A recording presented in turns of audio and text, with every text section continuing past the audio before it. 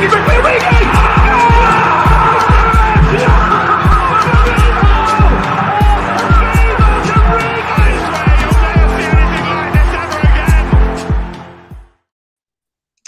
What's up, guys? I don't know if I did that correctly, but as you can see, the usual suspects, we are Goal Lounge. Usual suspects are here.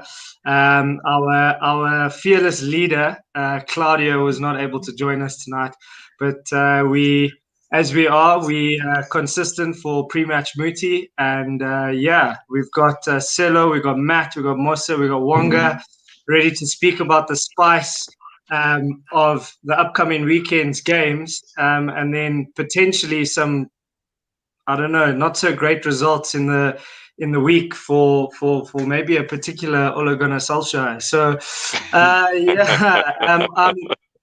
I think let's jump straight into it. Wonga, we've got Arsenal playing against Aston Villa side this weekend. How are you feeling about this? Yeah, look, I'm feeling very positive about it. Aston Villa coming, their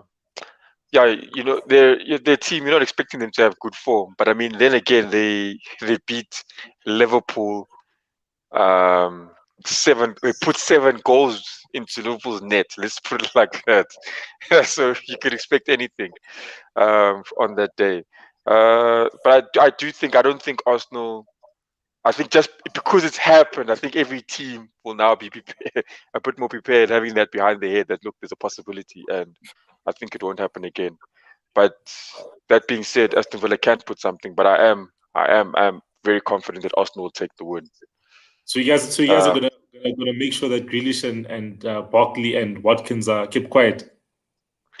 Yeah, I think they can do it, 100%. We struggle. You see that.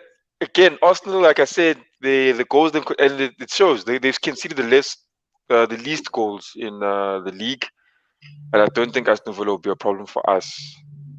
I'm just hoping that Arsenal can maybe use this game to try and put at least more than 2 goals in the back of the net in a game.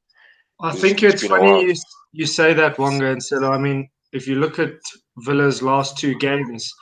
They've conceded 3 and 4, I think it is, against Leeds and Southampton at home. Yeah, so I think if there is an opportunity for you guys to sort of, get the front 3 up and running and getting a couple of goals, this should be an opportunity. But I think Sello's right. They do have their firepower. They've got their Watkins. They've got their Grealish. They've got McGinn, who's also dangerous in the midfield, but it will be quite interesting to see how a matchup like him and Thomas Partey, after a great game against Man United, can he be consistent in matching that performance this coming weekend against, when they do want to play a good Aston Villa team. Yeah, and looking at you go ahead there, talk over there. Yeah, so I was going to say, Villa, even when they play badly, they got goals in them. I mean, they conceded 4 against Southampton, but they managed to bang in 3 in the last 20 minutes or whatever. They've got a potent attack. I think this is the kind of game that Arsenal traditionally, and certainly this season, have kind of struggled with. You look at against City, for example, where they, similar to the United game, but in United it worked out for them, but they were very kind of cautious and tried to keep it tight, but then got caught out and conceded 1 goal. United obviously weren't able to punish them. United are having their own challenges in that. But I think this is the kind of game that Arsenal could struggle with. Although that said, the emergence of Partey coming in, I think he's really solidified the midfield. I think that's going to be a really important position for Arsenal this game. I think if they can control the midfield and keep it tidy and kind of keep Grealish and Barkley somewhat subdued, they've got a good chance. Because Arsenal, for their own part, they've got quality. They should be able to see this game out. But the thing about Arsenal at the moment, they're not scoring a lot of goals. And I think, Wonga said this is hopefully the game they can score a few, which maybe it will, because Aston Villa have had a very kind of accommodating defence lately. But I think if this isn't the game that they start doing it, you got to start to ask questions. Like is this the same Aubameyang you had last season, or have you swapped him out for some cut price deal? Was it part of the Gunnosaurus cost saving initiative and you just swapped him for a lookalike? Just not doing what he got. Yeah, it might actually show that they're missing some other guy that wears a certain number. that starts with a 1 and a 0. So you know what I mean? Because against Leicester, they couldn't break down Leicester's defense. And Leicester they hit them with a smash and grab. So if they struggle against if Aston Villa set up in a low block and they struggle, then clearly to bring in that guy somehow into the squad. But obviously, I think the Premier League squad it gets updated in January, right? I think only in January. Yeah, I think. Yeah. So. I see he was doing pull-ups. He was doing pull-ups on his Instagram. I think it was yesterday, and I think that was just a little bit of a dig. Yeah, a man was doing pull-ups there, and he's like, and he was wearing his Arsenal kit. So I think he's trying to show the fans there. Listen, I'm still here. I'm working, you know. And if they want me,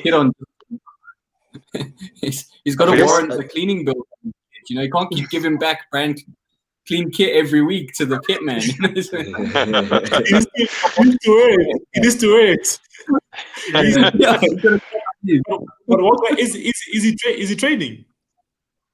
Yeah, as far as I know, he's training with the squad, and he says that, and just like he said the last time, he said he's fighting for his position in the squad. I think he's just showing everyone every week, like with all those posts, that the optimism is still there, that he believes that whatever happens, he'll probably get a chance, and he's just fighting for that chance.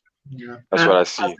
I think ultimately, like just alluding to what Matt said, is, you know, if we're going to say that, I mean, we were speaking quite highly of Arteta on Tuesday, and you know, if Arsenal are going to kick on and become that, you know, that top 4 side again, or a team that's going to be challenging, a game like this is one that they should win. And I think the Arsenal of the last couple of years have gone on to maybe competed in a big-ish game, if you want to call it that, and then they go and they maybe drop points to a team that they should be beating at home. So I think ultimately, if they are going to kick on this season, Aston Villa shouldn't cause them any problems, especially man for man. They are a better team. Yes, Villa do have their sort of players that can hurt you, but if we're going to look at Arsenal challenging for a top 4 spot, this shouldn't be too much of a challenge. And I guess Arsenal are fortunate to have players like Elneny who can then go man to man the whole game to shepherd players like Grealish and Barkley if needs be, so that pressure is kind of like diminished over the game and allow other players to express themselves a little bit more. Yeah, you see, and even you see like Elneny playing now. He's had a good game. And for me, sorry guys, this thing just started falling, Karen. But yeah, for someone like Elneny, and I saw, you can see Elneny and Thomas Partey, they worked well together in the midfield. I mean, we went and then we kept Man United out. And for me, what I would do, I don't know if we call it Twitter, but what I would do, I'd play that thing again. For me, Xhaka, I just can't see him going further. And we've tried it. You tried it last year. You tried it last year. Let's try something else different this year and at least find something that's going to work for you the whole season. But for me, I like Xhaka probably can do something against. He probably will do something against Aston Villa in terms of keeping it clean for us there. But again, I think there'll be that much for him to do. Depending on whether those Grealish and them come to the party that day. But I think. Do you see Arteta making any changes? I mean, I know personally after a good win against Man United, I personally wouldn't change anything because I think they really did. I think they as a collective they played really well, and sort of in comparison to the previous 2 games, it was that Arsenal that we saw in the beginning of the season that kind of Arteta said go, defensively sound, they pressed well, but then also attacking they looked very, very solid. So do you see him making any changes? Would you if you were in his position? No, I would not change it at all. For me, I think if I look at the teams that won the league before, let's say last year against Liverpool, and Liverpool in their dominant season even, the manager found his best team, and that team played every day. Every team knew how Liverpool was going to set up every game, and they couldn't do squat all about it. So I think I believe that and I think sometimes you're going to get like in Man City's case, where the manager's understanding how to play, every game. He's got a couple of good players on the bench. Maybe this guy will work this game. This guy will work this game. But for me, don't try and play chess here. Play it like it is. You got your best team. Put them out there, and let them do the job. The guys must fight if they want to get the positions in the team. So that 3-4-3 is the one.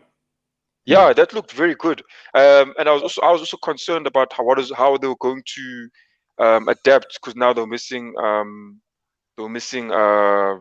David Luiz in the middle. I mean, at the back, and then they just simply pulled. You got, like I said on Monday. I mean, Saka's showing his versatility. The guy can play left wing back, can play left back, he can play left wing as well. And that helps. I mean, there was an easy decision for Arteta. It looked like an easy decision for Arteta when you looked at the starting 11. Yeah, I mean, I think just based on the sort of, we're getting into that close to the 10 game mark now. I think it's going to be interesting to also see how the teams in Europa League are actually going to be doing. And I know you guys are playing, Arsenal are playing Molde tonight. I think Ole Gunnar Solskjaer's old team.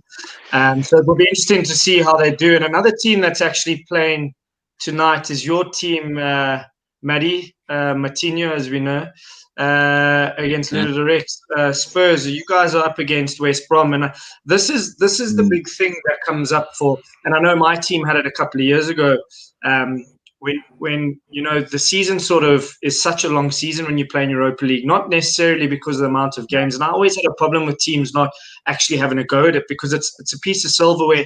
Now there's a chance to get into the Champions League, but the pure distance that you have to travel, because some of the teams you play in are so far east in Europe, that you might as well be flying close to Asia for some of the destinations, So I don't know how. I mean, another trip in Europe, how is this going to affect you guys in comparison to probably other teams? And are we going to be able to see the Spurs form continue, because they're looking really good?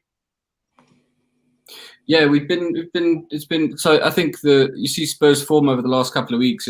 I think the West Ham game was a bit of a wake up call. We were flying at the front and then conceded 3 really silly late goals and gave away the points. And I think what we've seen is a more kind of disciplined approach from the back in the last couple of weeks. And I think that'll be important against a team like West Brom. I think they're the kind of team that they're not in good form. Bilic has not found a side that's ticking yet. Their top players are just not really stepping up just yet. So I expect this is the kind of game we should win, and we should be able to just close up shop at the back and not give them, just snuffle it out. They really shouldn't get, and that gives us an opportunity to, in a way, it's the kind of ideal game you want after a Thursday, on the far-flung eastern reaches of the world. So we should be able to see it off without having to, and we do have a fairly deep squad at the moment. We've got a lot of, we don't have any major injuries at the moment. We've got a lot of players. Fair enough, some of the periphery guys are not in massive great form. You look at the likes of Ali and that, but we should have enough players to see this through. And I think West Brom is the kind of game Spurs should be winning, even on the road. And I think it will be a test of the squad. I think Mourinho, that's a bit harsh, It's so early in the day. Come on, Nick, give the fans something. I think this is the kind of game that hopefully we should be able to win, and we should be able to kind of flex our squad muscle to a certain extent. I mean, Bale finally got off the up and running with goals, which is awesome. Mourinho's comment was fantastic. He wants to see how Real Madrid react, which I think is funny. Look, Real Madrid, the Bale at Real Madrid story is very similar to the Ozil at Arsenal story. This is a massively quality player who's seeing his talent and his impact diminished through being excluded from playing time. And as you can see, Bale is taking a while to get back up to speed simply because he hasn't been playing every week. And the same thing's going to happen to Ozil. When he finally, whether or not he gets redeemed at Arsenal or moves on somewhere else, it's going to take him a while to get back to what he was. And it's a huge shame. But I think coming back to the Spurs game, the West Brom game is a chance for us we should be able to see out these 3 points fairly easily. That said, there's also every chance that we'll concede some dark goals and have to exhaust us to have Kane and Son and Bale playing until the 93rd minute to scrape out a point or a win. So it's just it's one of those ones we've got to approach with the right mentality. And I think also Mourinho has been hammering that on the side. I think you look at the Antwerp game, we just weren't there, and I think Mourinho really, I get the sense that behind the scenes he's really come down, and the mentality has definitely been a focus of the side the last couple of weeks. And you can see it on the pitch. They seem very focused. They're very much a Mourinho side now, and they're very much there's a bit more discipline and maybe a bit less flair, which is a shame because I was enjoying that. I was enjoying the let's score 100 goals and just see where the chips fall kind of an approach to games. But at the same time, it is maybe, I think, we are now somewhat, perhaps surprisingly, we find ourselves within touching distance of first place. And you start to think, well, actually, maybe if we let Mourinho kind of dictate the way we approach these games, we won't throw away silly points against the likes of West Brom, and maybe we'll still be there or thereabouts come the end of the season. So this is the kind of game that if we do want to make that kind of statement, we should see it off without any trouble. It should be a 2-3-0 win, secured by the 60th minute, a couple of players just to see it out and have a very boring last half hour of the game, which is not the typical Spurs way. Typically, we take off Son, bring on somebody else, concede 2 goals, and they're wondering what the hell happened. So it's going to be, in some ways, a bit of a test. But I think you're right, though. I think you're right, though, Matt. I mean, just watching Mourinho in that last season's documentary, and I think, Mosa, Wonga, you've played under coaches where, hammering home at training towards a weekend, if you don't concede, you're not going to lose the game. And I think he's built his whole career on making sure they're defensively sound. And he won't be happy with just winning 2-1. He'll want it to be 2-0. He'll want it to be 1-0. He wants that clean sheet because he knows going into the last 10 games of the season, if he's not conceding goals, they've got a great chance of winning the league, because with that front three and the backup that you have, you've got a great chance to sort of kick on. So I think you're right in that sense. West Brom, same as a Villa story with Arsenal, you should be seeing this off if you are going to be comfortably in the top 4, if you're going to be comfortably maybe challenging for a top 2 or top 3 spot. And it would be interesting to see how this trip this evening is gonna hamper you guys, or maybe contribute to the fact that you could maybe use the depth of your squad. But I think we spoke about this on Tuesday, Wonga and Sello, and we chatted about the fact that crowds, yes or no, make a bit of a difference. And I know I personally disagreed in the sense that I did think away games, for example, are still away games, because picture yourself as Mourinho and Spurs. They travel all the way to Ludogorets or whatever, however you say it. They got to get back to London. And then they got to probably fly again, or possibly fly straight into West Brom, into the Midlands area, and then the players are away from their families. They maybe not training the same training ground. You're stuck in a hotel. Also, you play professional football. It's not luxurious as it all seems. Yes, they got nice rooms, but when it's your job, I think the mental side to it might affect the players. So it will be interesting to see, especially as the season sort of unwinds. Yeah, and I want to add to Matt, I know it's exciting seeing Tottenham score a lot of goals and then hoping that the doors shut at the back. But I guess that's what Mourinho was assigned to do at Tottenham, to actually get them into Champions League and then compete for the league. And the way he goes about that is by making sure that it's a close shop at the back, and that you can take away 3 points from all occasions that you do come out. And sometimes it's not as attractive. I think we've seen it at Chelsea and at Man United, where it kind of takes away the philosophy of the club, but it is what he does to all clubs. And you're fortunate now that Bale is there and has worked with him before to try and see if he can actually get some results under his belt. It's good that he's got his goal. Hopefully the floodgates are open and the lad's fitness is up to scratch now. Yeah, definitely. Yeah. And it's better than the first time when Bale first joined Spurs. It was actually a full calendar year before he featured in a winning side. What? On fluke. I mean, we were playing him in when he first joined us. He was a left back, and he for a full year before he was in a winning side. So after that West Ham game, I thought, we're going to see the same again. But he's found his. So, I mean, I agree with you. I think we are going to sacrifice some of that excitement up front, maybe, if we're going to make a serious go of the season. But look, you ask any Spurs fan, if we're going to get silverware, we'll live with it for a while. And I think, like you said, that's what Jose Mourinho brings. That's what you expect. If you're a club hiring Jose Mourinho, you're not going to do it for his winning personality. You're doing it because you want him to win silverware. You know, to get it. You're not going to make friends with him.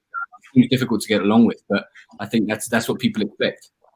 You know, and you guys will definitely win a League Cup or a Europa or a Big Cup this season. I think, that's he's.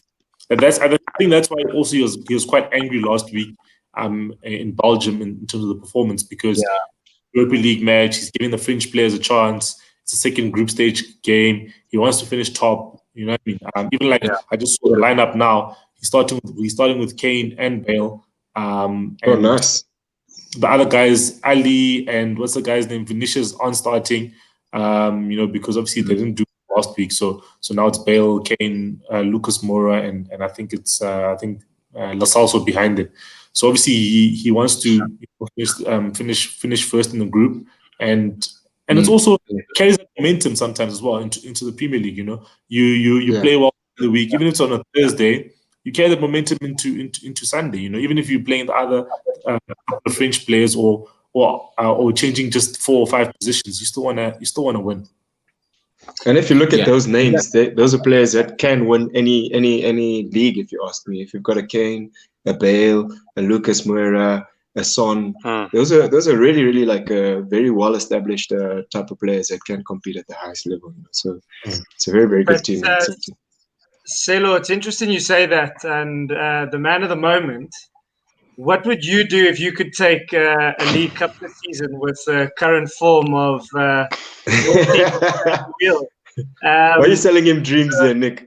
I'm just saying, we're speaking about titles. I think they're so far away from a title with that defended. And you just have to probably explain yourself for last night first and foremost, and tell us what you think. Is this his last dance? Is this his last chance? I don't know. I personally think the man needs to walk if you don't get a result this weekend. The thing is, he won't. They won't pull the trigger. That's one thing I know. Is that Ed Woodward isn't decisive. You know what I mean? He's not a Real Madrid. That's probably the most decisive team in hiring and firing managers is Real Madrid in world football. He's not Real Madrid. He's gonna just wait it out. He's gonna say, okay, no, listen, let's try analyze and see what he's done, and then let's see what he does against Everton and still give him a bit of an opportunity. But then I think it's one of those things where after the international break, if things don't improve, then he'll go. Then he'll be fired. Definitely, he'll be fired. He doesn't earn. He's not a top 5 earning Premier League manager, so to pay him off won't be that hard. Because it's just 3-year contract, and he's already gone 1 season into the 3-year contract, so it'll be just two seasons to pay out. So he won't get fired. Ed Woodward won't fire him. I would fire him. He's lucky you're not his boss at the moment. He's lucky I'm not the boss, man. I'd fire him on Monday morning and say, hey, man, Social, thank you for your service. You've taken the club as far as you can. But we just feel that you're not taking us in the right direction, because at the end of the day, man, look at what Scott's saying. But at the end of the day, the team yesterday, man, defensively, I think what they tried to do yesterday was try to be a bit too ambitious in their play. So what often happened is that you find one Bissaka and Shaw pushed up the left and the right side, right?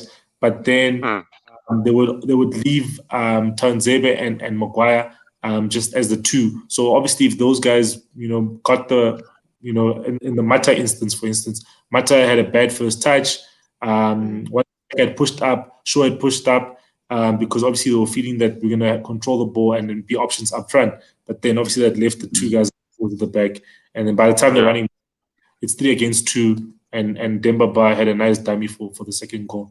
So yeah, man. So I think just too much inconsistent performances in the team, and even the attacking players, also a lot of inconsistency. Bruno Fernandes has had a shocker yesterday. He should have been substituted, but he was kept on. I don't even know why he was kept on.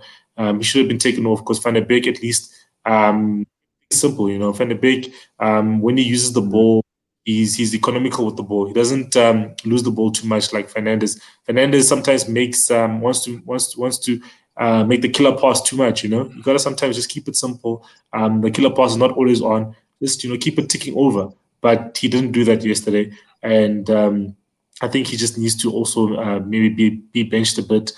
Give Van der Beek a bit of game time with the other guys as well. With a Fred and a McTominay benchman, and but it'll be good to have Marsh in the Premier League. He scored yesterday. So he's finally back after 3 games. We've missed him. Much needed, huh? Yeah, even yesterday he was out of the attackers. He was the one who at least looked like he could do something. Whereas Rashford yesterday was a bit off. But I think also the service, man. Attackers can only feed off what they're given. So if you guys are not feeding them chances and they're only getting scraps, then obviously they really can't do much. So I think they just need to, and Solskjaer just needs to figure out what's his best 11, because that's what he does. It's also going to be tough to fire Solskjaer after facing an Everton which has been looking so good over this season as well. Like, it's a well-coached Everton which all the players seem to be in sync and on form.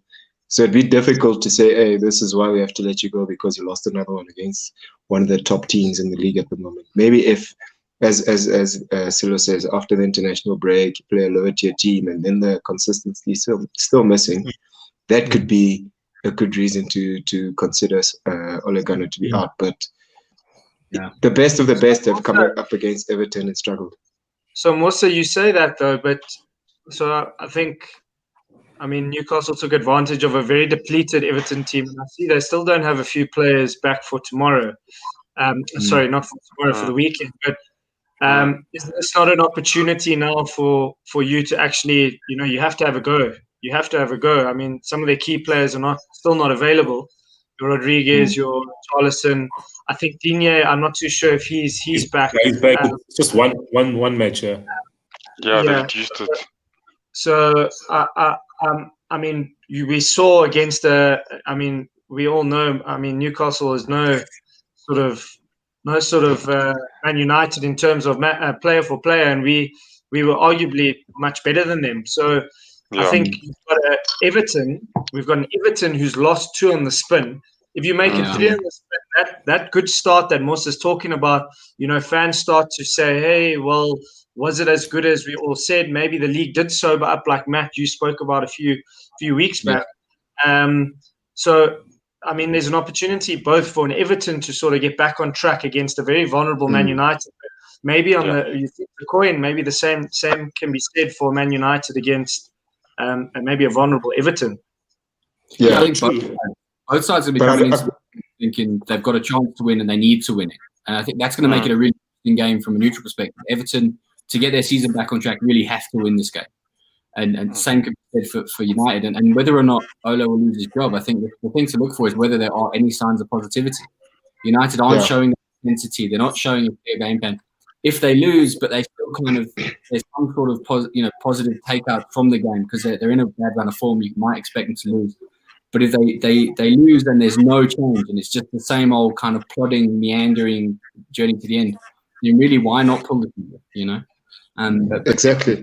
Look at this game. Yeah, I think that positivity is something that's been missing from Man United. Even like when they were facing Chelsea, they had themselves a good opportunity at the back of beating PSG to come out and actually make a run of form at the back of that. But they came out very defensive, very morbid, very lackluster, if anything. And if that happens again, the reality is I don't think a Man United at this point in time will come out all guns blazing with the Ole Gunnar. It's going to probably be very lackluster, try and protect it. He's going to be cautious, man. And that's the thing, is that a game like Chelsea, where he should have literally, we're playing at home, you just got a good victory. That's where you need to obviously then, take the initiative. Chelsea came there to say, okay, we need a clean sheet. Let's get a clean sheet.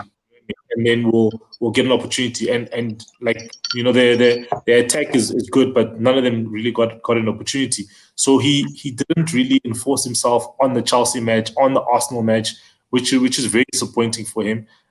Because, you know, when as fans, there's nothing more frustrating than, you know, at the end of the game, you're like, that was such a waste of time. You know what I mean? There was nothing. You know what I mean? No, because you know there's matches where you lose 1-0, right? And you lost because the opposing goalkeeper made 7 saves, and then you hit the ball once, and then you scored an offside goal, and then that other team scored a goal in the last 20 minutes, and they were just very good defensively in the last 20 or something. And then you're like, man, okay, Jordan Pickford or whoever the goalkeeper is, okay, not Jordan Pickford, but that's a bad example. But the opposing keeper had a great game, you know. Then you can say, okay, we'll take it on the chin and say, hey guys, you guys played well. But you can't really say that against the matches we had against Arsenal and Chelsea. So hopefully against Everton, even if we win 1-0 or we draw or whatever, but the performance needs to translate and say, hey guys, we tried. You know, because that's the thing, is that the board as well will say, okay, you know, the team looked good. You know, they were just unfortunate. You know, things didn't go their way. This, whatever, this and that, whatever. Then you can say, cool. But so let's see what happens with that game. And after the international break, there's some the matches we have are with not top 6 teams. The first 2 games, I think it's West Brom and just need to remember the other one. But at least those matches, Solskjaer, if he doesn't get 6 out of 6 in those 2 games after the international break, the man needs to. He's gone. He needs to give a phone call. He needs to make a phone call to Norway and say, "Hey, Mulder, you guys need me to come back and get another league title or something." You know. Yeah, and you know, contrasting, you know, sort of start for an Everton versus a Man United. But now you've obviously got an Everton sort of slipping up. I think the points are up for grabs, like Matt had said, and it's going to be interesting to see. But my question to you, Sello, is, and I was watching the Ian Wright and Kelly show today on the Premier League channel, and they were suggesting that there's no true leader. I know you've got your Harry Maguire, you've got your Fernandes, but you don't have your Rio Ferdinand, your Roy Keanes, your Gary Nevilles, your I mean, even an Ashley Young was probably a better leader than what you guys have at the moment. And I just don't see someone, you know, at times there's a captain or a leader in the change room that does the job for the manager on the field. The manager, yeah. I just think, you know, as much as I think he needs to go, I just think he looks really helpless. I don't think he has any help on that pitch. And because they don't have that leader, someone dictating, you know, that sort of voice on the field, you know, the team just looks like they're just dragging their heels. They look blind at times. No, that's true. I'd comment to say potentially they've got a Pogba. Pogba is a very strong leader type of player, especially when the chips are down. He'll come up and rile everybody up on the field and off the field to actually get the game going and get some type of result from the game. And the problem is he hasn't been. It seems like he's not really under Ole Gunnar Solskjaer's favor. It doesn't seem like Ole goes to him to come figure things out or to work it out in terms of the midfield. And it affects like those type of players. They need that type of confidence from their manager, because that's what helps him like carry the rest of the team. If the manager doesn't push it, spur it onto the player, it's very difficult for a player like that to give that manager the best results. They'll start leading from the change room and potentially then creating a lot more issues for the manager as opposed to driving the results. Yeah, the thing as well with him is that with Solskjaer is that he doesn't always play players in his position.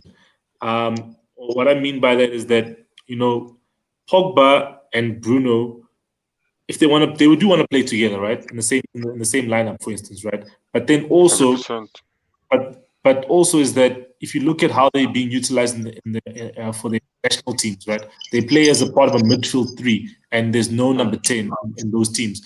And he's never tried that for Man United. You know what I mean? He's never said, okay, cool, you guys will play either side of a Fred, for instance, and then one will attack and one will come back type of thing. You know what I mean? He's never actually tried that. He's tried, okay, cool. He's tried the diamond. He's tried the 4-2-3-1 with Pogba as a pivot, and Pogba as a pivot, he has to get the ball from the goalkeeper, which is like so far back, and he probably wants to get the ball by the center circle, so that he can obviously affect the game a bit better. But it just shows that Solskjaer doesn't sometimes. For players, you need to learn from how other managers utilize players so that you can best utilize them for your team sometimes, you know what I mean? Or talk to them, hey, listen, guys, what do you think is the best way for me to put you guys together in the same team? These guys are class players. They should find a way to play together, you know what I mean? And if you've got a Fred or McTominay playing behind them, who can obviously clean up do the dirty work, then obviously they'll find a way to play together. You know what I mean? The tools are there for Man United to be a good team. But yeah, the leadership thing is that I think Maguire, the disadvantage with Maguire is that Maguire's never really been in a title winning team. You know, he doesn't have the experience required to be that leader, with your Rio Ferdinands and your Gary Neville. Gary Neville obviously came up through Man United. Rio signed for Man United at a young age. You know what I mean? A Vidic came to Man United as a leader already in his country. You know, so Bruno is that player. Bruno Fernandes is a type of player, and a Pogba, as you say. But as you said, maybe Solskjaer isn't giving Pogba the confidence because even Pogba doesn't even know if he's going to start or not. You know what I mean? So I think man, there is a leadership void, man, in the team, man. It's evident, and we'll have to see. I think you're right there. You're talking about Solskjaer not really even knowing his best sort of what his best system is. I mean, Scotty alludes to it. You know, when teams are setting up in that low block, you maybe are struggling to find solutions on how to break them down. And I think you're going to find that more so this season against the smaller teams, and against your sort of better tactical managers like your Mourinho's when you play against the Spurs. Although Spurs didn't really. They did to an extent, but they did score 6 against you. So I think the problem weren't really your attacking. But Arsenal and Chelsea played like that. They made it very tough to get into the attacking third, and we really didn't create much. And they know that's what Man United struggles with, because they know if it's a counter-attacking, if we play on the counter, then it's curtains for the team. You know what I mean? Man United is one of the best counter-attacking teams in the Premier League. So if you attack them, they'll counter and they'll score at will. So, I mean, we're talking about two teams, Everton and Man United, probably out of form really at the moment. But I think we're going to have to speak about a team that's just firing at the moment, and that's Newcastle United. I mean, I'm joking. I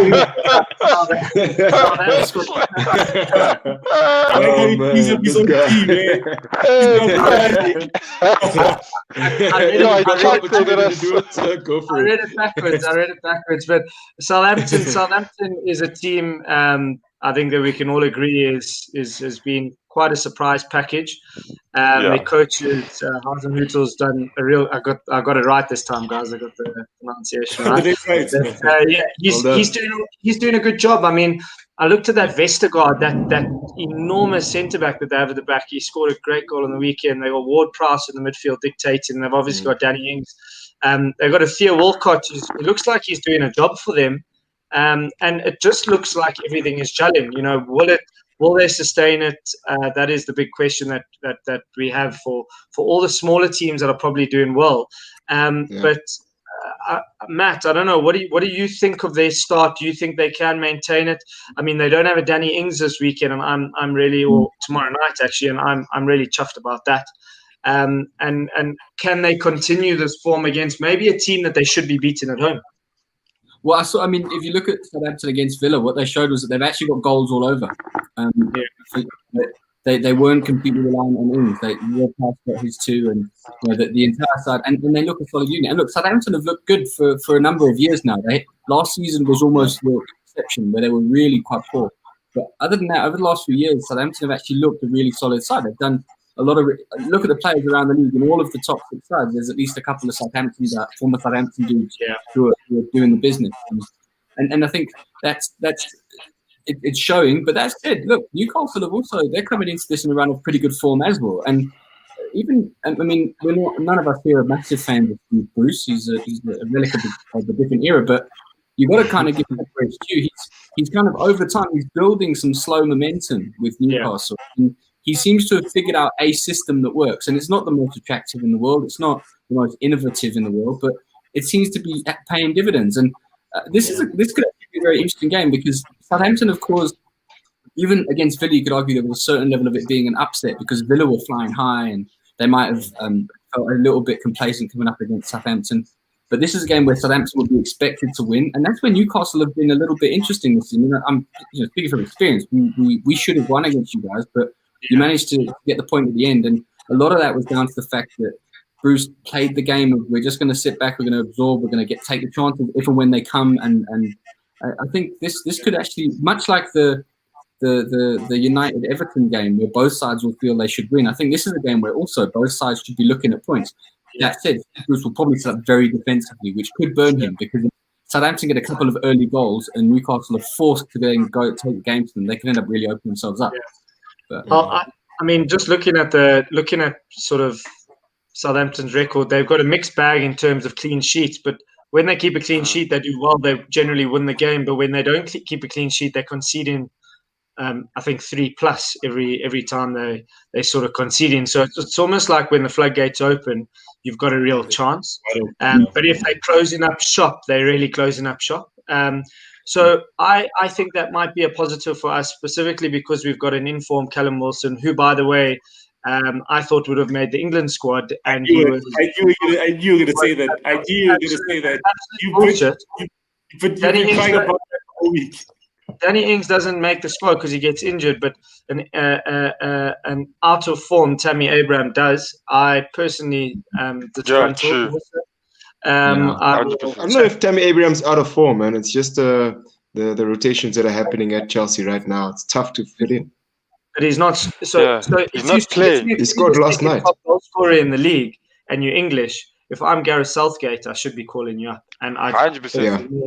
So I'm a little bit disappointed for him, and I just hope tomorrow night he can go in and just get a goal and just to remind him when the next because he wants to make the Euro squad, and if he gets a chance this week and he maybe comes on and scores. So, but aside from that, I think if we can set up, and I cried about this last week, if we can set up in a way where we actually have natural midfielders playing in the midfield and natural wingers playing on the sides. I think defensively he's got something good in a Fernandes actually guiding our captain Lascelles, because I think Fernandes is probably the better defender. Lascelles is just in form and he's got mistakes all over the place, but he's a good leader and he sort of demands from the squad. But I do think if we can sort of get that Sean Longstaff next to Hendrick and sort of release your Almirons and your Maximams, they can really cause some havoc. And I think against a big, not really mobile Vestergaard, I think we've got a chance to cause a couple of issues. So I'm quietly optimistic. But I think if we had to get a point this weekend, it wouldn't be a bad result, especially based on Southampton's start. So Steve Bruce, I'm still not chuffed with the lad. Or the old man, if you want to call it that. And I just hope we can continue, but just play football in the right way, and not be so negative, because the players have sort of proved that they can sort of kick on if they need to. But you guys must also don't make any fouls close to the box, man, because Prowse will hit 2 free kicks against Villa, man. So just make sure that guy. I think he's the best free kick taker in the Premier League. He's right-footed free kick taker. Who's the best left-footed one in the Premier League? I'll have to think about it, but like his right foot is very, very well educated. It's as educated as some people's left foot. I know every season he scores like 3-4 free kicks. And he's so he's already scored 2. He surely can't score this week.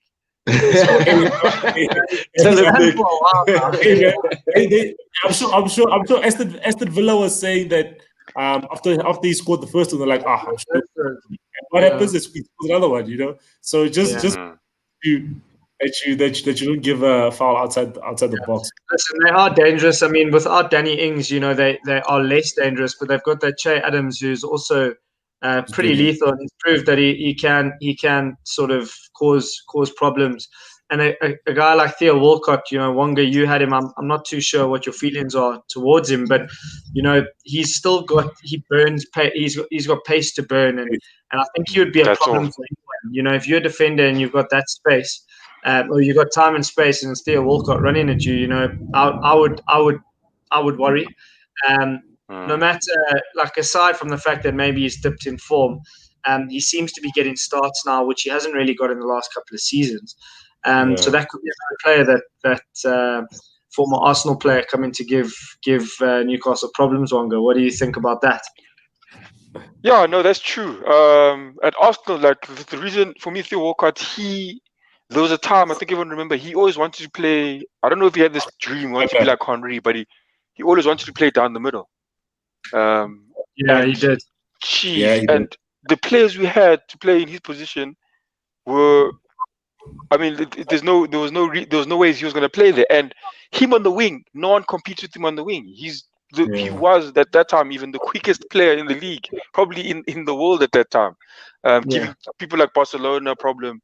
So I think now he's probably matured and he's obviously seen the light, but late. But now he's seen it that look, the wing is his place. And I think any given moment he will cause problems down that wing. I mean, I think any defender knows someone that's quick. It's horrible marking them. It's almost unfair.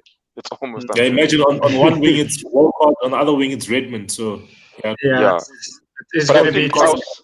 I think with what Nick was saying, I do think Newcastle have the upper hand because, like you said, that the defense as well is not that quick, and you guys as well with the maximum on that side. I think he can really do some damage. Cause a few problems. I think it will be, you know, I'm looking forward to it. I think it's Newcastle. I don't think we've had a Friday night fixture since they've introduced Friday night fixtures. So I'm looking forward to that and having a few beers to end the week off. But just don't change. Just don't ask like whichever club that you had to change the channel to watch a Newcastle match, please. And I've got more of a chance now on a Friday. But when I go out on Saturdays and there's rugby on or something like that, and I got to put on Newcastle versus West Brom. They're like, who are these teams? What league do they play? So I can imagine, man. They're playing like, what is this? They don't even a player for Newcastle or. It's the worst, bro. It's the worst. But listen, let's talk about an interesting one. Mosa, your team, Chelsea versus a team that was in form last year, a very tricky assignment for any team. But they've looked today, since they restarted from lockdown. If you combine the end of last season and the beginning of this season, Sheffield United are at the bottom by far in terms of the teams that are still in the league, and they just can't seem to buy a performance, let alone a win. So. As we spoke earlier, for a Spurs, for an Arsenal, this should be straightforward for Frank and the lads. Coming off a good what do you think, Mosa? Yeah, it should be. I think Sheffield United have only secured like 1 point over this season so far, and that's telling. You know, like the Chelsea camp should be aware of that, and I think the camp is also in high spirits given the run of form that we've been on lately. I think what we are fortunate with is having these clean sheets, something that at the beginning of the season was concerning us, and it seems like it's been rectified pretty well. Sometimes it does sacrifice a little bit more attacking power by having the likes of Jorginho and Kante in there. But if you ask any manager, would you rather take clean sheets or go out and express himself and try and win every game with 4 or 5 goals? I think most managers would take clean sheets and score 1 or 2 goals. Saying that though, I'm super excited to see Ziyech. He's an exciting player. He's slotted in so well. The combination play that he does create around him is also very, very exciting. Werner's got goals in him. Tammy Abrahams, you're talking about Tammy Abrahams. I don't think he's run out of form. It's just the fact that there's so many quality players in that Chelsea attacking six that Frank has to manage him as best as he can over the next couple of weeks to months. And he has to kind of figure out which players go and solve the best combinations in between themselves. And that's, I think, the challenge for Chelsea. But this game, we should definitely come out with the 3 points. I think the leadership at the back with Thiago Silva and Mendy is starting to show with the clean sheets that we have. If anything, we even have a Rudiger who can start this game and play with who's the French guy? Zuma. Kurt Zouma. He can play with Kurt Zouma, and they should comfortably manage this to let Thiago rest a bit since he's played so many games. So, yeah, it's good times in the Chelsea camp. Jorginho is still touch and go in my view. I think you can now, a game like this should give you room to express yourself as much as you can. Like, as Sheffield shouldn't give you too many headaches at the back, you should be able to have 5-6 attacking players which can give them headaches the whole day. And potentially that's what Lampard will do. But I guess he is going to focus on protecting these clean sheets going forward again. But I saw. Unfortunately, it seems like every team has a player who catches this virus. I saw that Havertz has COVID now. So obviously that kind of sucks because what you I think you've been crying out for about the whole having 2 players sitting.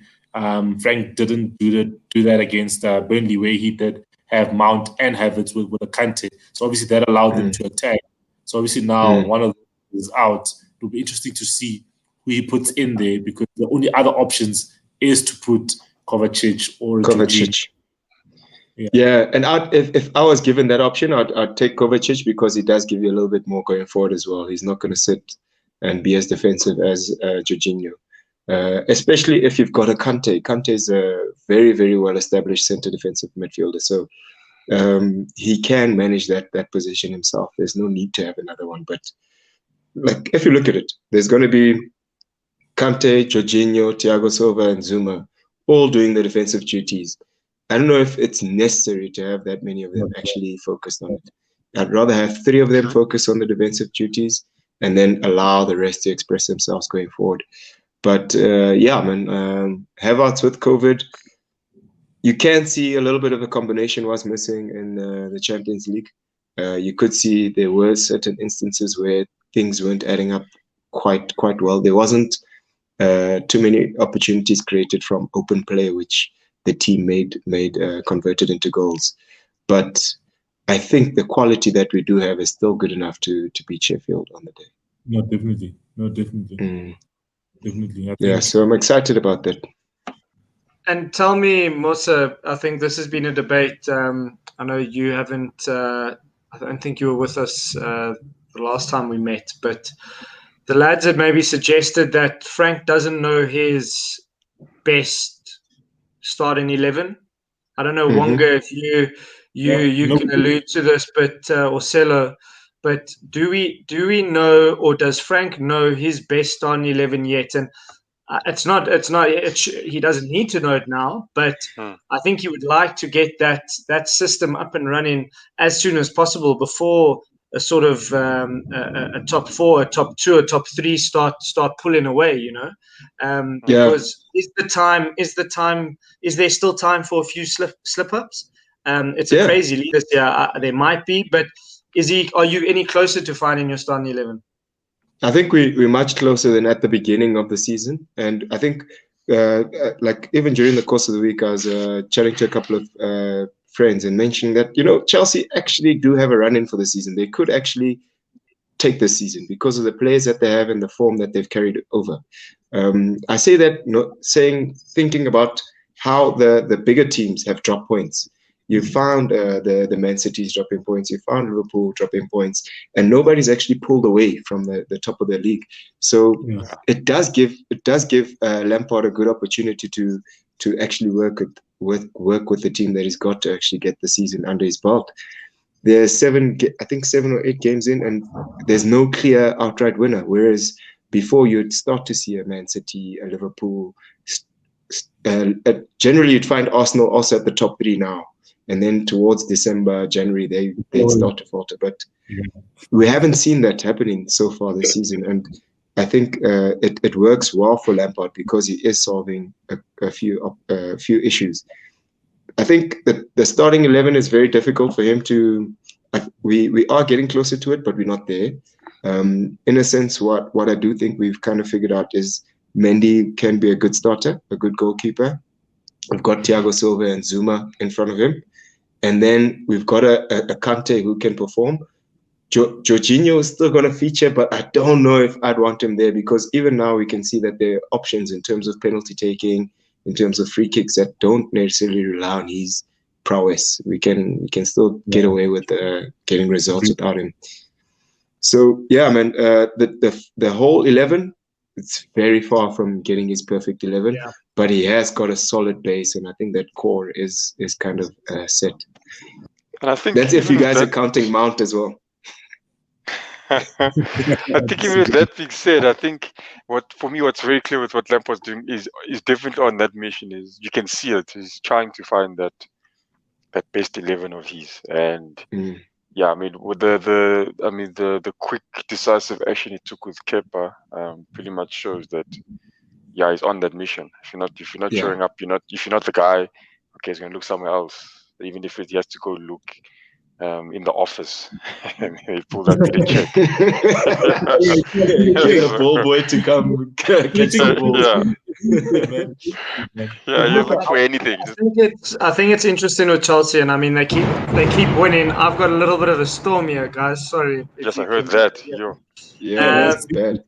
But if we look at Chelsea and they look like they're going to win the group in the Champions League, so they look like they've got a lot of football to play. So that might help him finding his best 11, maybe when he rotates his squads for the Champions League Cup games coming up. And we might just see them there challenging for a league title with potentially these two. The game of the weekend, Man City, Liverpool. Big one. Claudio maybe isn't here because he doesn't want to talk about this. He needs to comment. But two teams that had great performances in the week. How do we see this going? Sello, what do you think? It's going to be a tough game, man. I think Man City will still be hurting the fact that they lost the league by such a margin last season. I think they will want to, make almost a statement. They haven't made a statement within the Premier League to say, hey, man, we want to challenge this season. So I think this is the match where they want to, Pep is preparing. He's being meticulous. He's probably going to be tinkering and thinking too hard and everything. And it's good that Gabriel Jesus is back because, like Man City without a striker, you can see that there's something missing. They try to put Ferran Torres as a centre forward or Sterling as a centre forward. And you can see they're missing that focal point. So with Jesus just coming back and scoring during the week, that'll be a boost for them. So I think it'll be a very tight game. And I think it will be won by a 1-goal margin. Where there's a 2-1 or a 1-0 or a draw, a 1-1 draw even could be possible. I think it'll be a good game, and I can't wait for it. It'll be a good way to end off the weekend before we go into the international break. And then obviously Liverpool, man, like Jota scored a hat-trick. I think I was already talking about the fact that Jota is going to be giving Firmino a lot of stress, and he scored. Jota scored more goals for Liverpool than Firmino in 2020. But he's probably played 6 games and Firmino played about probably like 20 in 2020, guys. So that alone, or 30 probably, that alone shows you that this guy is defensive striker. But Jota is putting pressure on Firmino. But I saw Klopp saying that he won't feel the pressure to change his front three. So seemingly, maybe he's probably saying that he'll start with the usual front three against City, because I think in such a game he probably wants Firmino's defensive attributes for the City game. Then he wants that, and then Jota can come on in the second half and obviously play for the last 25 minutes, and then turn things on. Yeah, I think for me as well. I think if I look at what Klopp said for Liverpool now, he's in terms of Firmino. I think he was just trying to let everyone know that look, Jota's played well, he's performed well, good player, and he could obviously compete for Firmino's position. But he feels as well that Firmino has done a lot for the club, and he's definitely he's basically saying Jota can't replace him, and Firmino's got his own position in the club, or when they're playing. So you'll play Firmino for a different reason and Jota for a different reason, and that's probably why he's got them. But looking at the whole game in all, I also think I think that I think whichever team doesn't concede will win, and Liverpool. Missing Van Dijk, they've shown them in the last few games that they can do it, but there's still a bit of inconsistencies, which I believe started when the start of this new season. I don't think it's as a result of Van Dijk leaving. I just think as they started this season, they looked a bit frail at the back. I think Van Dijk leaving just opened a hole. Yeah, even like towards the end of last season, they weren't really like firing on all cylinders after the COVID break. You'd find Man United looked a lot more menacing than Liverpool. But I guess they had created so much of a lead for themselves that they were in a difficult position. Yeah. But I think it's interesting you said that, Wonga, with Van Dijk not being there. Mosa, do you not think that Liverpool's frailties at the back, or if you want to call them frailties, over the last sort of couple of games, or maybe, leading from the time they probably won the league, they weren't as robust at the back as they've normally been. And with no Van Dijk, I said 13 to 15 points less than what they would get last year, because I think that's how much he's worth. Can you see that playing against them? Yeah, definitely. I think the reason why I'm so positive about Chelsea's chances of winning the league is because of Van Dijk's loss to Liverpool. I think he was one of the club's best signings at Liverpool at the time, because he did shore up that defense. The attacking prowess was always there at Liverpool. It's just they were leaking on goals whenever they were going forward. And to lose him is massive. It's super massive, I think, for the club, because it destabilizes a lot of players, and you now get to see a lot more mistakes from the other defenders that were around Van Dijk. Like a goal is a point in case where his mistakes are actually costing the team a little bit more now. And that is going to carry on, unfortunately, until these guys do shore up that defense and do adjust maybe the formation to try and protect the centre back. But that adjustment's going to cost them a lot going forward. So I think it will impact Liverpool's performances this year. If you ask any Liverpool fan, they know how significant the loss of Van Dijk is, because him getting purchased is what led to Liverpool having the stellar seasons. The 2 seasons that they had with him were stellar because of his input and his sure-footedness at the back. We've only seen him make a couple of mistakes in 3 or 4 games. Other than that, he's been a stellar performer for the club. So to replace that is going to be mightily difficult, and it's going to be very, very difficult for them to actually continue to secure the performances that they were seeing themselves having over the past 2 seasons with him. It'll be a big test for them. I think since Van Dijk has been injured, they played Ajax, then they played Sheffield, and then obviously now they played Midtjylland, and then they played West Ham, and then now they're playing Atalanta. So this will be their proper test since he's been injured. whereas the other games they've done well to obviously short the defense and only concede probably I think they've only conceded two goals in those five games, which has been good for them. But I think it's also helped. He's back now. Alisson is back, and obviously Alisson. It doesn't obviously balance it out, but it just kind of helps that Alisson is back. But I can just only imagine if Adriano had been keeping it in some of those games, they would have probably drawn or lost them. But yeah, it'll be good to see the game. And as I said, De Bruyne is back as well, and he's going to cause a lot of problems for Liverpool. Yeah, he's going to try and turn Gomez in the light so many times, and it's going to be scary. It's probably a game City can't afford to drop points, especially if they want to gain ground on Liverpool. You call them the clash of the Titans, because they obviously want to sort of reclaim their title. But it's going to be interesting to see, and rightly so, the game of the weekend. But we're going to get to that time of the show where we're going to make our predictions. I see Wonga. I think there's storms all over. Wonga looked quite scared there when the lightning came. Yeah, he was like, yeah, bro, it's like a loud. I thought a tree got hit, but it's just hail. Yeah. So I had to close my window quick.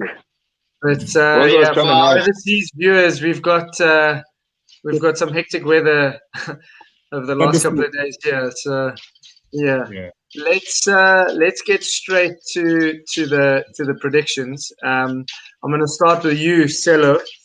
We're going to go with Arsenal versus Villa. How do you see this one going? I see a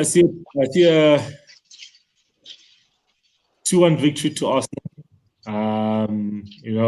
I think Villa will score, but I think also in this game, Arsenal need to attack a bit more and not be defensive minded. So I definitely see a 2-1 victory to Arsenal. I see maybe Aubameyang needs to get a goal in the Premier League, man. He hasn't scored for a while. He's only scored, I think, 2 goals this season, one in Fulham and then one against in Europa League. So I think he definitely needs to score. So 2-1 to Arsenal. Okay. Mosa, give us your score there, lad. I think my prediction is going to be very similar to Sello's in this one, because, yeah, man, they will work hard to contain Grealish and contain his attacking prowess, but they're probably going to let one in. And then the likes of Aubameyang will come in to actually score 1 or 2 goals. So 2-1 again to Arsenal. Okay. And Wonga, the man of the moment. Are we getting a back-to-back victory here? Yeah, 100%. Also clean sheet again as well.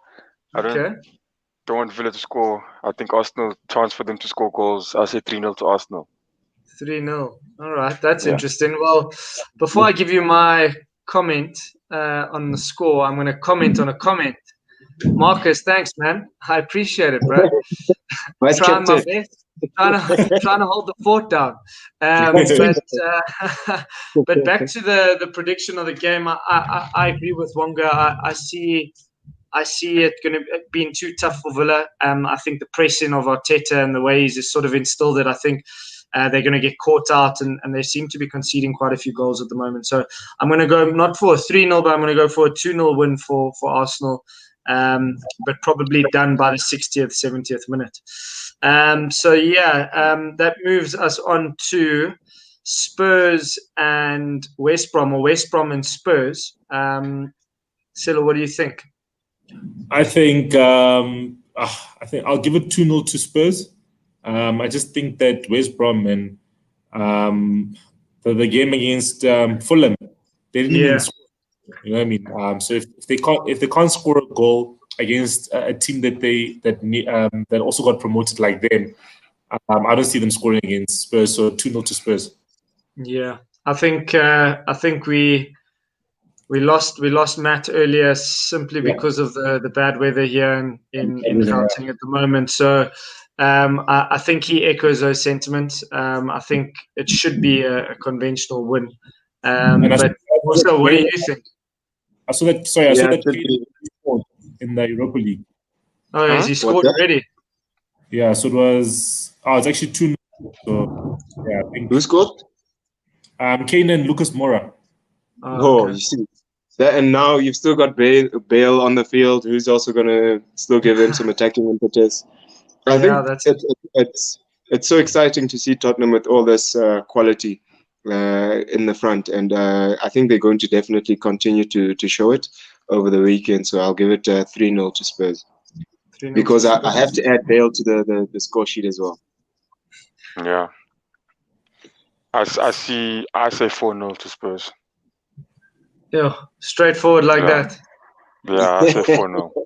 So I tend to agree with the clean sheet business, because I think they were very unlucky not to get a clean sheet against Brighton, simply because that goal was not a goal. That was a clear 100%. foul. So I think Mourinho, knowing Mourinho, I think he wants it, and he wants it bad. So I think that will be a huge task that he's going to set for his players. But it is going to be a tough turnaround time from tonight to travel back to the UK and then to West Brom. True. But I do think it will be a win for them. I think it's going to be a 2-0 win. One of their front three will score, or two of their front three will score. So I'm going with a Bale and a Son on the score sheet. And I think Kane will get an assist there for Son, as usual, because Kane and Son work together. So a win for Spurs against West Brom for me. And then we are going to go to the game that I think is pivotal for your boss, Sello. I know you don't, but how do you see this playing out? I see us winning 2-1. Just because Solskjaer, when he's under pressure, he manages somehow to galvanize the team as well. And I think they will. I think mentally as well, they should be better prepared for this game than what they were for yesterday's game. So I think that a 2-1 victory to Man United. I think I'd love to say Man United will take it, but given the displays that they've shown us against the bigger teams this season, it doesn't seem like they will have that positivity to their approach. So I think we should see a goal from each team, but I'm going to leave it at 1-1 because Everton also won't be firing on all cylinders with the players that are missing.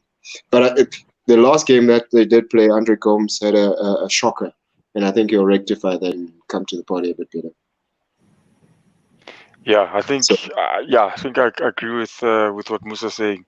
I don't see Everton going full out attack. Yeah, they're gonna try win it in some way, but I don't see them throwing everything like they usually do because of the players they don't have. So I'll say a 1-1 draw, Man United and Everton. I tend to agree with Sello simply because I just see. I don't know. I've just seen Man United when they've played really poorly. They tend to sort of scrape something the next time they play. And this is the sort of game where I think they can, because in Everton aren't firing. They looked very weak down the side. So if you can exploit that, I think it's up for grabs. I'm going to go with a 2-1 win as well, but a scrappy 2-1 win. It's not going to be nice. I think both teams are going to sort of be fighting for the victory, but it might be a 2-1, probably a Fernandes penalty in the last minute just to seal it off, as they always do. Hey, Wonga, tell us. Yep. We're going to be looking for one from the minutes. We've used up our penalty quota for the season, guys. We've transferred that. Chelsea got a howler of a penalty yesterday, man. Wow. But yeah, let's talk about that. Okay, the game of the weekend. The game of the weekend, lads. Game of the weekend. Friday night football. What do we have for us, Sello? Tell us. I said it's going to be a 1-1 draw. Actually, no, sorry, no, not 1-1, man. I think let's go for 2-2. Southampton conceded quite a lot of goals, but I think that Newcastle will have something. They've got a bit of confidence going for them, so let's go for a 2-2. I'll take it. Yeah, you'll definitely take that. I think getting a point from Newcastle will be a very good result against the Southampton team, which seems well organized. And the players seem to kind of like interact and play with each other well. They form like good combination at the moment. So unfortunately, Nick, I can't give you the same point. I'd have to go 2-1 Southampton. No, I agree, Sello. I'm also gonna go with the 2-2. I see both teams scoring in the game. I think they can. I think they definitely can. And Newcastle, when they do show up, they can show up. So yeah, I'll go for 2-2 draw. So I'm actually checking here. I don't think Southampton have dropped points in a while. So I'm going to be quietly optimistic. They've not lost in 4 games. They've won 4. No, in 5 games. They've won 4 and they've drawn 1. So that run has to end. And that run has to end. You know, runs end in football. The run has to end. Yeah. So that form table somehow needs to, make itself normal again. So Steve Bruce and his black and white army will destabilize them and give them that big L. And I think it's going to be a very scrappy 1-0 win with a tap in at the back post for Callum Wilson. So Marcus agrees with you. 1-0. 1-0 to Newcastle. Oh, there we go. I've got comments here. Sorry, guys, I'm not getting them to you. I've got Jason here with an Everton win. Jason knows what's up. Yeah, he's got an Everton win. We've got Danny Ings out here. Yes, I agree with you, Marcus. So I think that's an opportunity for us. 1-0, proper scrappy. So yeah, we'll take it. We'll take it. The black and white Geordies will take it any day of the week, and that will propel us into the top half. So of course, we'll take that one. We'll take it. So the next game that we're going to look at here is you, Mosa. And Scott says 5-0. Clean. Yeah, Scott says 5-0 to Southampton. Oh, man. To Southampton. Oh, I thought he was going for 5-0 Chelsea. You're killing me, man. Nah, I think it will be a little bit closer than that. But I'm going to be a little bit optimistic, back my team, and we'll take it from there. But let's get to Frank and his lads. Chelsea, Sheffield United. Is this a straightforward? About Chelsea taking it 5-0. Look, I think what Chelsea has done so well over the past couple of games is keeping clean sheets. I think that will continue, and this time will also add the impetus of showing that they've got that European quality in the front 6 and front 7 players. So I'm hoping for a high-scoring game. I think we should be able to get a 4-0 result out of this, and that would have all the top players actually firing on all cylinders. So 4-0 for Chelsea. I'm gonna give it. I think Sheffield. They surprised me actually the way they played against Liverpool. They looked a lot better than what they've played in the other games. So I'll say a 3-1 to Chelsea. Just giving 1 goal to Sheffield. So yeah, 3-1 to Chelsea.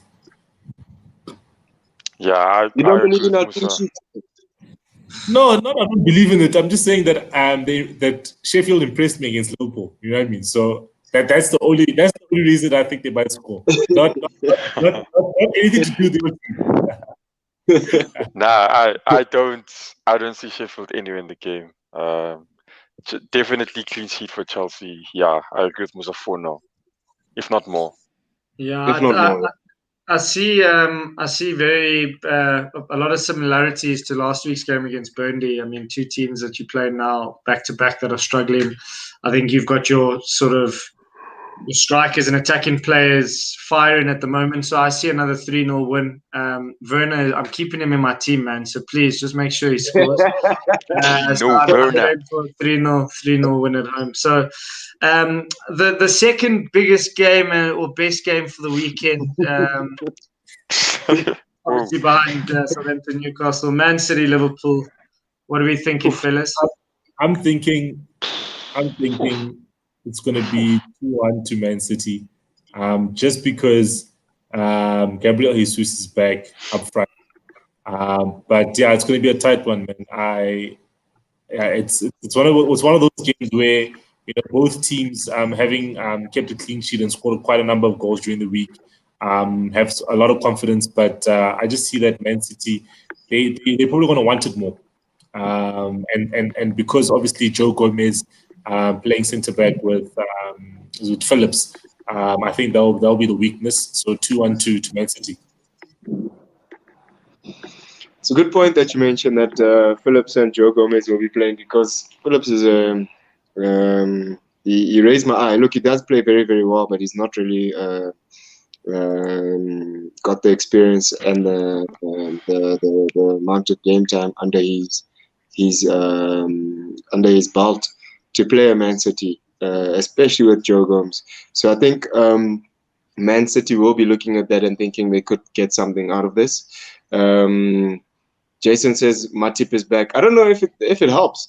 I don't know if Matip and Joe Gomez is going to be more exciting, to be honest, as at the back than Phillips and Joe Gomez. I think they'll still have a few issues in terms of actually being as sure-footed as they could be, and ensuring that they can actually create more impetus going forward. Yeah. So I'd have to give it to Man City. I think they'll have players that want to express themselves a little bit more and will be more comfortable doing that. So I think they'll take a 2-1. Yeah, look, I'm just looking at Jason's comments here, and he's actually got a point. I mean, he said Liverpool. First thing he said was Liverpool comfortable win. Yeah, you look at the play. You look at Liverpool. If you look at let's look at the whole team. I mean, you got the Trent, you got Robertson on the other side. The midfield, you got Hendo, Mane, Salah. You got Firmino, then you got Shaqiri can come on. You've got Yotto can come on. If I look at that, if I'm just looking at that, based on that, and I know, I mean, during the past years, you've got Man City have struggled now over the past years against Man City, and you're thinking, I mean, against Liverpool, and you're thinking maybe they could do something, I mean, maybe it's just out of fury, that they've lost all the time. But I think Liverpool's quality will be too much on the day. Just like they showed over the weekend. I mean, over this past week against Atlanta. And Atlanta are not a bad side. Yeah, it's Italy, it's an Italian team. They're not a bad side as well. So I do see Liverpool taking the win. I say 2-0. I understand where Jay's coming from, and they're in form and they're winning games, when they maybe, it's not your 4-0s or your 3-0s, they're winning your 2-1s, and they're getting the job done. And, that's the sign of champions. And I think Claudia will agree with us with that. But I do think, barring a Chelsea, and I'm not going to include Arsenal in this game, and probably not even a Chelsea, because they didn't really show up for the Liverpool game this season. And, True. I don't know if Liverpool have had a true test this season yet. And I think City's going to be the closest test that they're going to get to that. So, agreed, not having a Virgil van Dijk is a massive loss. Is Matip and Gomez going to be a good pairing? I don't know. Because we do know Man City have that attacking impetus that will put them under pressure. That what I'm trying to say is that the pressure that they haven't received this season. So, I think if City are going to be in this title challenge, they're going to have to win this game. And I think Pep Guardiola is putting all his eggs in this basket for this weekend. And I see them going home with a 2-1 win. So I think this is going to shake the league up once again. And, I think it will be an exciting end to the weekend, because you're literally taking the league and turning it on its head once again if City win. And that's why we love it. That's why we're here. That's why we're talking about it. And then, I think... second biggest game of the weekend, huh? We've got our second biggest game. We got Marcus here saying it's going to be a 0-0 boring draw. I don't know about that. I think there's a lot of attacking prowess from both players. I don't know if Marcus is being a little bit sarcastic there. Knowing him, it probably is. But yeah, he's saying both coaches will come out super tactical. Will they come out super defensive and play out to a boring 0-0 draw? I don't know. They've never been coaches. Yeah, so they will be tactical, but it might be tactical in the sense where they're trying trying to create overloads in areas that's going to try and hurt them and penetrate. Yeah, and Pep is going to try to create those overloads there in that centre mid and centre back pairing just to test them out as much as possible. On that note, lads, it's been a good stand-in anchoring stint. Thanks for having me. Thanks for having the team. To the viewers out there, get your friends to subscribe, man. Watch us next week, Tuesday.